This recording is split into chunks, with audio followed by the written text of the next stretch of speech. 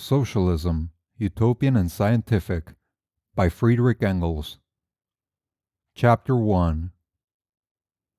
Modern socialism is, in its essence, the direct product of the recognition, on the one hand, of the class antagonisms existing in a society of today between proprietors and non-proprietors, between capitalists and wage workers. On the other hand, of the anarchy existing in production. But, in its theoretical form, modern socialism originally appears ostensibly as a more logical extension of the principles laid down by the great French philosophers of the 18th century. Like every new theory, modern socialism had at first to connect itself with the intellectual stock and trade ready to its hand, however deeply its roots lay in material economic facts. The great men who in France prepared men's minds for the coming revolution were themselves extreme revolutionists. They recognized no external authority of any kind whatever.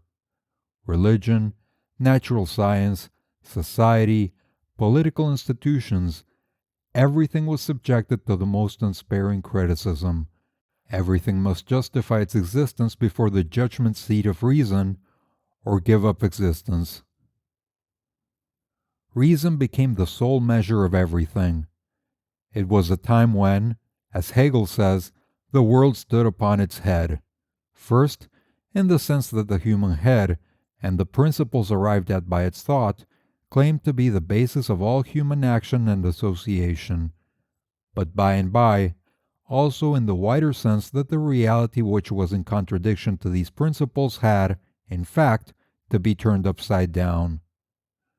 Every form of society and government then existing, every old traditional notion was flung into the lumber room as irrational.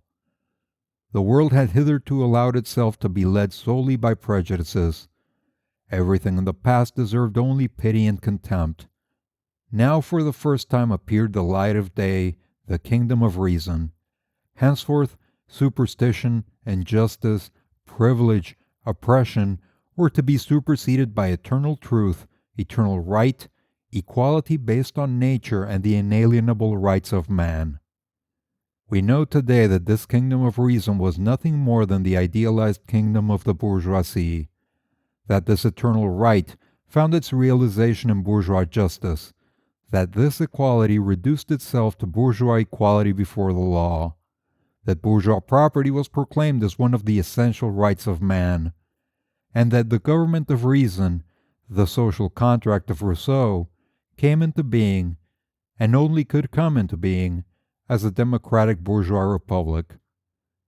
The great thinkers of the 18th century could no more than their predecessors go beyond the limits imposed upon them by their epoch.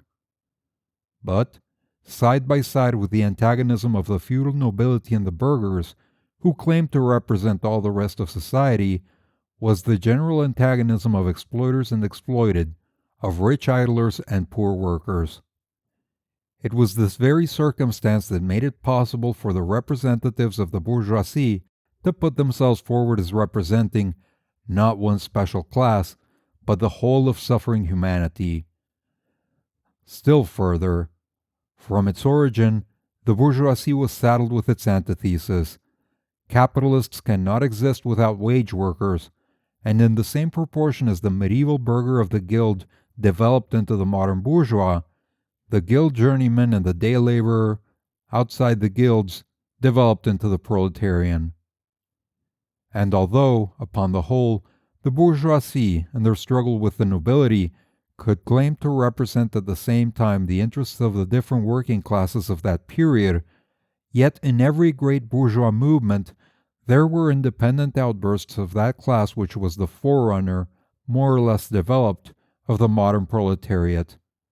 For example, at the time of the German Reformation and the Peasants' War, the Anabaptists and Thomas Munzer; in the Great English Revolution, the Levelers; in the Great French Revolution, Babeuf. There were theoretical enunciations corresponding with these revolutionary uprisings of a class not yet developed. In the 16th and 17th centuries, utopian pictures of ideal social conditions. In the 18th, actual communistic theories, parenthesis, morally and mably. The demand for equality was no longer limited to political rights. It was extended also to the social conditions of individuals. It was not simply class privileges that were to be abolished, but class distinctions themselves. A communism, ascetic, denouncing all the pleasures of life, Spartan, was the first form of the new teaching. Then came the three great utopians, Saint-Simon, to whom the middle-class movement, side by side with the proletarian, still had a certain significance, Fourier, and Owen, who in the country where capitalist production was most developed, and under the influence of the antagonisms begotten of this, worked out his proposals for the removal of class distinction systematically and in direct relation to French materialism. One thing is common to all three. Not one of them appears as a representative of the interests of that proletariat which historical development had in the meantime produced. Like the French philosophers, they do not claim to emancipate a particular class to begin with, but all humanity at once. Like them, they wish to bring in the kingdom of reason and eternal justice, but this kingdom, as they see it, is as far as heaven from earth from that of the French philosophers. For to our three social reformers, the bourgeois world, based upon the principles of these philosophers, is quite as irrational and unjust, and therefore finds its way into the dust hole quite as readily as feudalism and all the earlier stages of society. If pure reason and justice have not, hitherto, ruled the world, this has been the case only because men have not rightly understood them. What was wanted was the individual man of genius, who has now arisen and who understands the truth. That he has now arisen, that the truth has now been clearly understood, is not an inevitable event, following of necessity in the chain of historical development, but a mere happy accident. He might just as well have been born 500 years earlier, and might then have spared humanity 500 years of error, strife, and suffering. We saw how the French philosophers of the 18th century, the forerunners of the Revolution, appealed to reason as the sole judge of all that is. A rational government, rational society, were to be founded. Everything that ran counter to eternal reason was to be remorselessly done away with. We saw also that this eternal reason was in reality nothing but the idealized understanding of the 18th century citizen, just then evolving into the bourgeois. The French Revolution had realized this rational society and government. But the new order of things, rational enough as compared with earlier conditions, turned out to be by no means absolutely rational. The state based upon reason completely collapsed. Rousseau's social contract had found its realization in the Reign of Terror, from which the bourgeoisie, who had lost confidence in their own political capacity, had taken refuge first in the corruption of the Directorate, and finally under the wing of the Napoleonic despotism. The promised eternal peace was turned into an endless war of conquest. The society based upon reason had fared no better. The antagonism between rich and poor, instead of dissolving into general prosperity, had become intensified by the removal of the guild and other privileges, which had to some extent bridged it over, and by the removal of the charitable institutions of the church. The quote, freedom of property from feudal fetters, now veritably accomplished, turned out to be, for the small capitalists and small proprietors, the freedom to sell their small property, crushed under the overmastering competition of the large capitalists and landlords to those great lords, and thus, as far as the small capitalists and peasant proprietors were concerned, became, quote, freedom from property. The development of industry upon a capitalistic basis made poverty and misery of the working masses conditions of existence of society. Cash payments became more and more, in Carlyle's phrase, the sole nexus between man and man. The number of crimes increased from year to year. Formerly, the feudal vices had stalked about openly in broad daylight. Though not eradicated, they were now at any rate thrust into the background. In their stead, the bourgeois vices, hitherto practiced in secret, began to blossom all the more luxuriantly. Trade became to a greater and greater extent cheating. The fraternity of the revolutionary motto was realized in the chicanery and rivalries of the battle of competition. Oppression by force was replaced by corruption. The sword, as the first social lever, by gold. The right of the first night was transferred from the feudal lords to the bourgeois manufacturers. Prostitution increased to an extent never heard of. Marriage itself remained, as before, the legally recognized form, the official cloak of prostitution, and, moreover, was supplemented by rich crops of adultery. In a word, compared with the splendid promises of the philosophers, the social and political institutions born of the triumph of reason were bitterly disappointing caricatures. All that was wanting was the men to formulate this disappointment, and they came with the turn of the century. In 1802, Saint-Simon's Geneva Letters appeared. In 1808 appeared Fourier's first work, although the groundwork of his theory dated from 1799. On January 1, 1800, Robert Owen undertook the direction of New Lanark. At this time, however, the capitalist mode of production, and with it the antagonism between the bourgeoisie and the proletariat, was still very incompletely developed. Modern industry, which had just arisen in England, was still unknown in France. But modern industry develops, on the one hand, the conflicts which make absolutely necessary a revolution in the mode of production, and the doing away with its capitalistic character, conflicts not only between the classes begotten of it, but also between the very productive forces and the forms of exchange created by it. And, on the other hand, it develops, in these very gigantic productive forces, the means of ending these conflicts. If therefore, about the year 1800, the conflicts arising from the new social order were only just beginning to take shape, this holds still more fully as to how the means of ending them. The have-nothing masses of Paris, during the Reign of Terror, were able for a moment to gain the mastery and thus to lead the bourgeois revolution to victory in spite of the bourgeoisie themselves. But, in doing so, they only proved how impossible it was for their domination to last under the conditions then obtaining. The proletariat, which then for the first time evolved itself from these have-nothing masses as the nucleus of a new class, as yet quite incapable of independent political action, appeared as an oppressed, suffering order, to whom, in its incapacity to help itself, help could at best be brought in from without or down from above. This historical situation also dominated the founders of socialism. To the crude conditions of capitalistic production and the crude class conditions corresponded crude theories.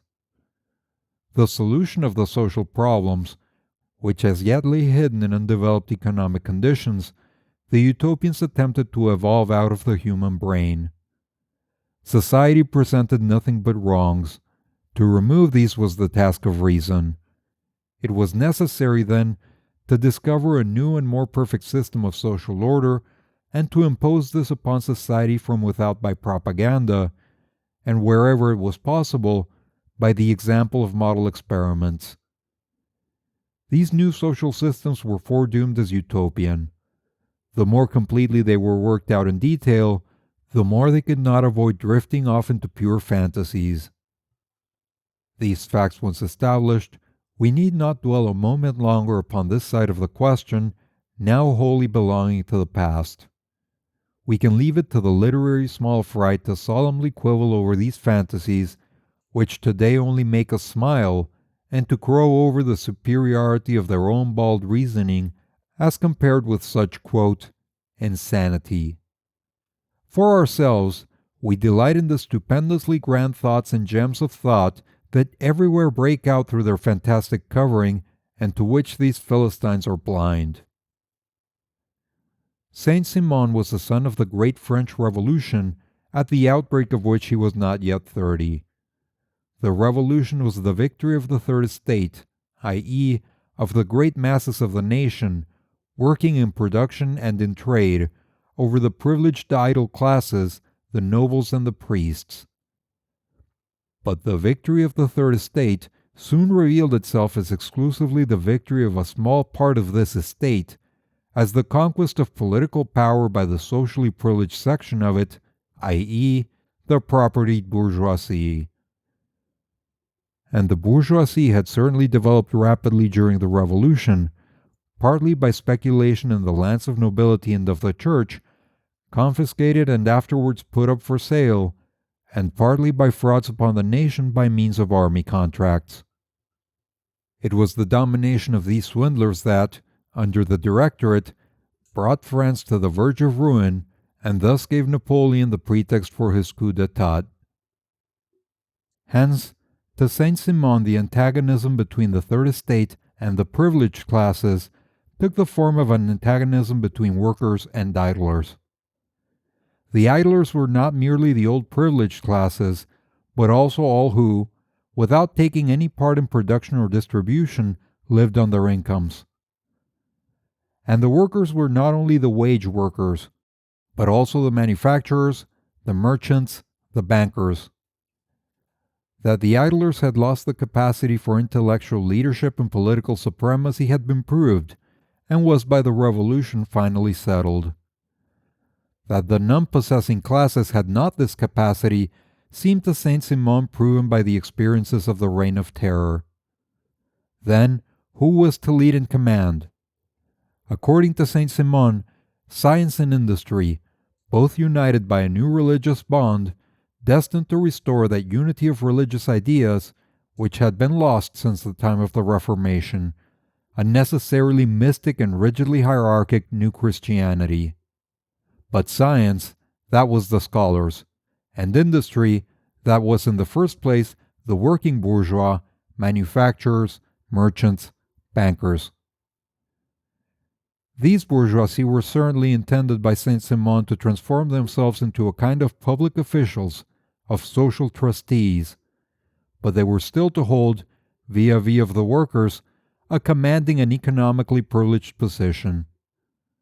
The bankers especially were to be called upon to direct the whole of social production by the regulation of credit.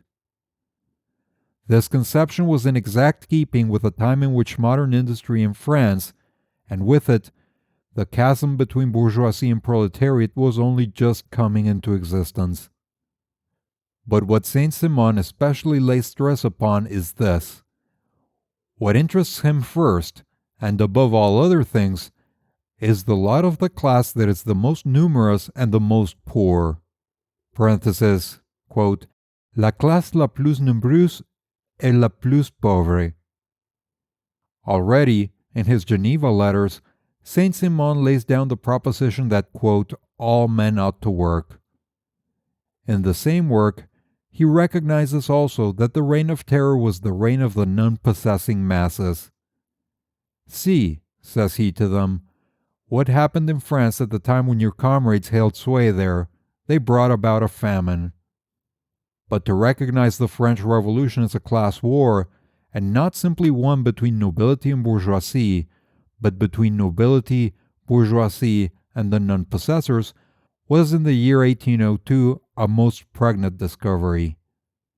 In 1816, he declares that politics is the science of production and foretells the complete absorption of politics by economics.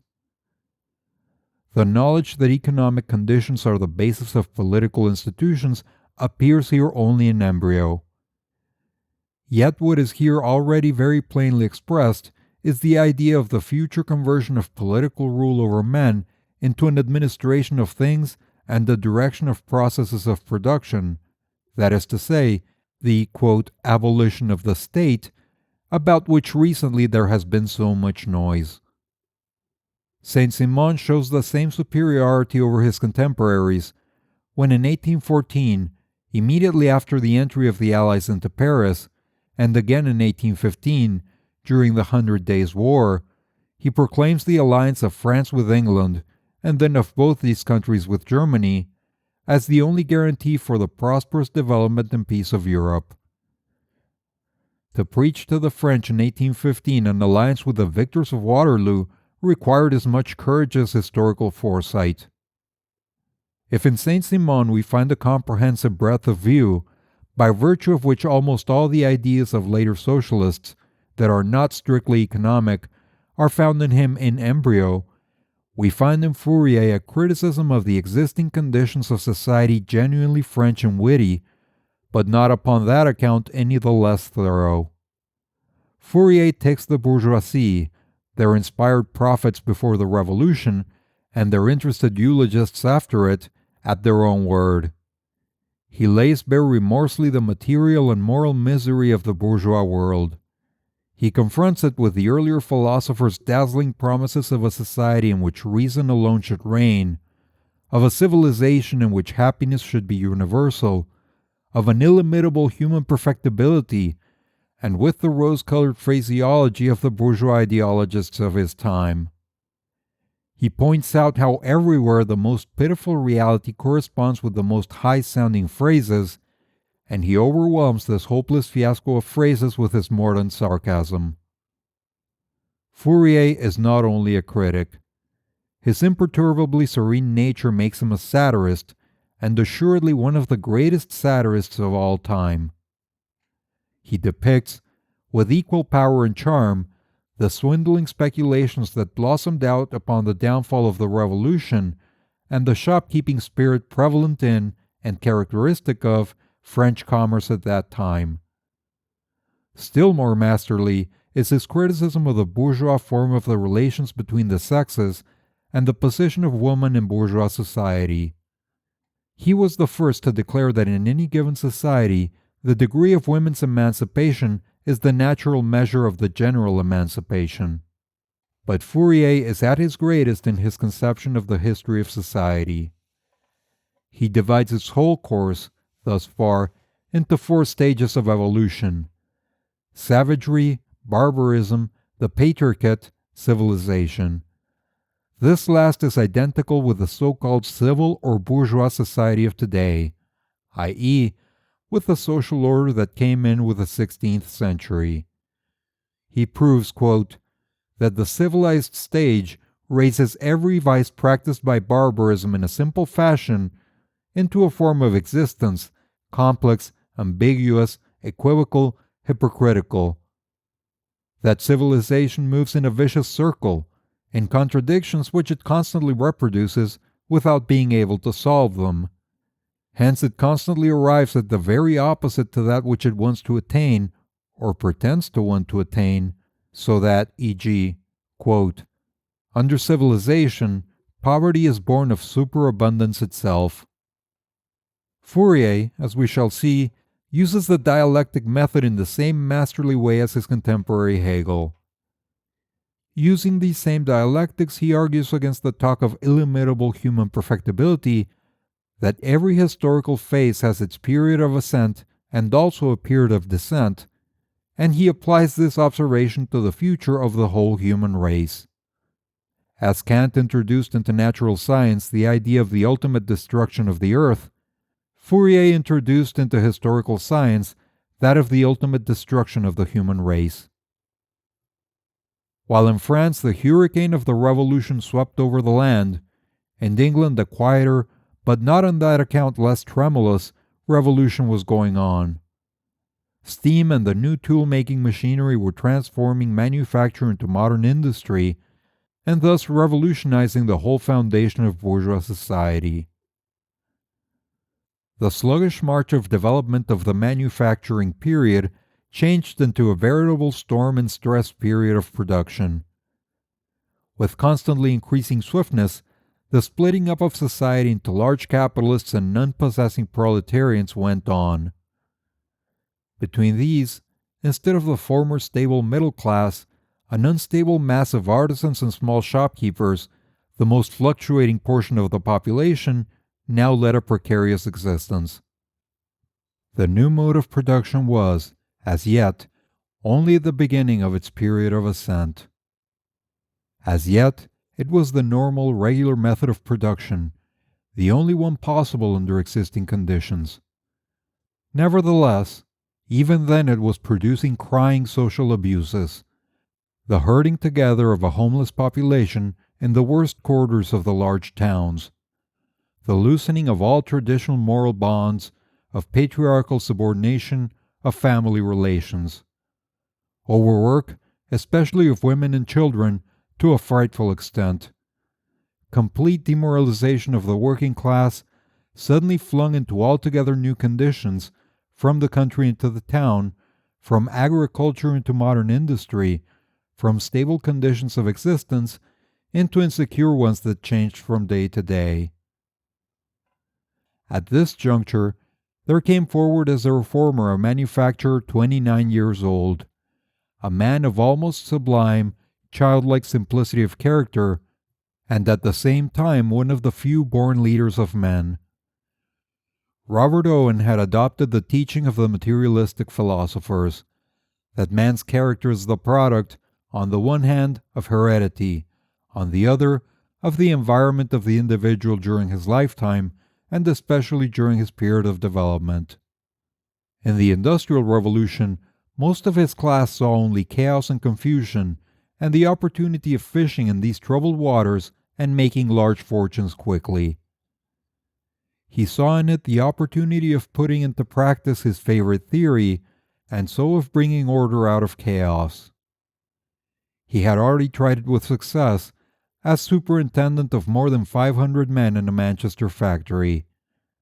From 1800 to 1829, he directed the great cotton mill at New Lanark, in Scotland, as managing partner, along the same lines, but with greater freedom of action and with a success that made him a European reputation.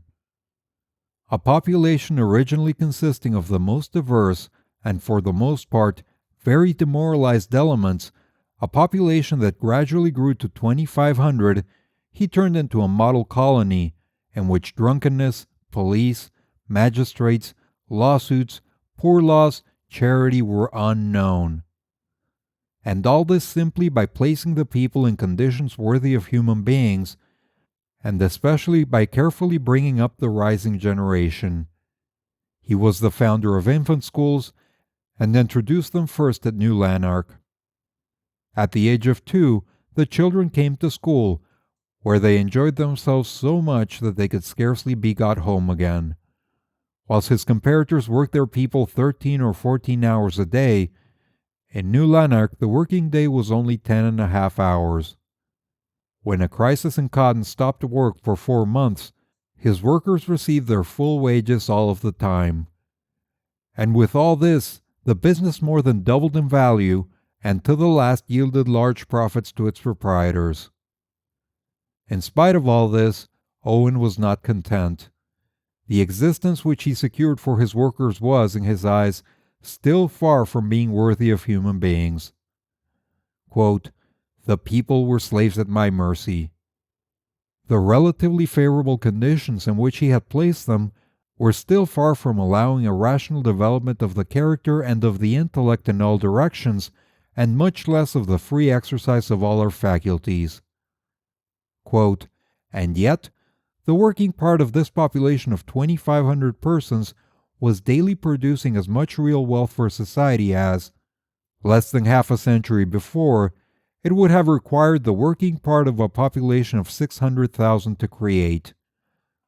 I asked myself, what became of the difference between the wealth consumed by 2,500 persons and that which would have been consumed by 600,000? The answer was clear. It had been used to pay the proprietors of the establishment 5% on the capital they had laid out, in addition to over 300,000 clear profit. And that which held for New Lanark held to a still greater extent for all the factories in England. Quote, "If this new wealth had not been created by machinery, imperfectly as it has been applied, The wars of Europe, in opposition to Napoleon and to support the aristocratic principles of society, could not have been maintained. And yet, this new power was the creation of the working classes. To them, therefore, the fruits of this new power belonged. The newly created gigantic productive forces, hitherto used only to enrich individuals and to enslave the masses, offered to Owen the foundations for a reconstruction of society. They were destined, as the common property of all, to be worked for the common good of all. Owen's communism was based upon this purely business foundation, the outcome, so to say, of commercial calculation. Throughout, it maintained this practical character. Thus, in 1823, Owen proposed the relief of the distressed in Ireland by communist colonies, and drew up complete estimates of costs of founding them, yearly expenditure, and probable revenue. And in his definite plan for the future, the technical working out of details is managed with such practical knowledge, ground plan, front inside and bird's-eye views all included, that the Owen method of social reform once accepted, there is from the practical point of view little to be said against the actual arrangement of details. His advance in the direction of communism was the turning point in Owen's life. As long as he was simply philanthropist, he was rewarded with nothing but wealth, applause, honor, and glory. He was the most popular man in Europe. Not only men of his own class, but statesmen and princes listened to him approvingly. But when he came out with his communist theories, that was quite another thing. Three great obstacles seemed to him especially to block the path to social reform: private property, religion, the present form of marriage.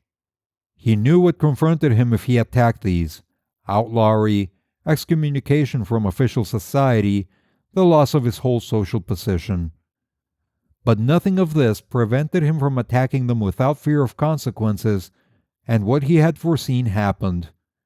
Banished from official society, with a conspiracy of silence against him in the press, ruined by his unsuccessful communist experiments in America, in which he sacrificed all his fortune, he turned directly to the working class and continued working in their midst for 30 years. Every social movement, every real advance in England on behalf of the workers links itself to the name of Robert Owen. He forced through in 1819, after 5 years fighting, the first law limiting the hours of labor of women and children in factories. He was president of the first Congress at which all the trade unions of England united in a single great trade association. He introduced as transition measures to the complete communistic organization of society, on the one hand, cooperative societies for retail, trade, and production. These have, since that time at least, given practical proof that the merchant and the manufacturer are socially quite unnecessary. On the other hand, he introduced labor bazaars for the exchange of the products of labor through the medium of labor notes, whose unit was a single hour of work. Institutions necessarily doomed to failure, but completely anticipating Proudhon's Bank of Exchange of a much later period, and differing entirely from this in that it did not claim to be a panacea for all social ills, but only a first step towards a much more radical revolution of society. The Utopian's mode of thought has for a long time governed the social ideas of the 19th century, and still governs some of them. Until very recently, all French and English socialists did homage to it. The earlier German communism, including that of Weitling, was of the same school. To all these, socialism is the expression of absolute truth, reason, and justice, and has only to be discovered to conquer all the world by virtue of its own power. And as absolute truth is independent of time, space, and of the historical development of man, it is a mere accident when and where it is discovered.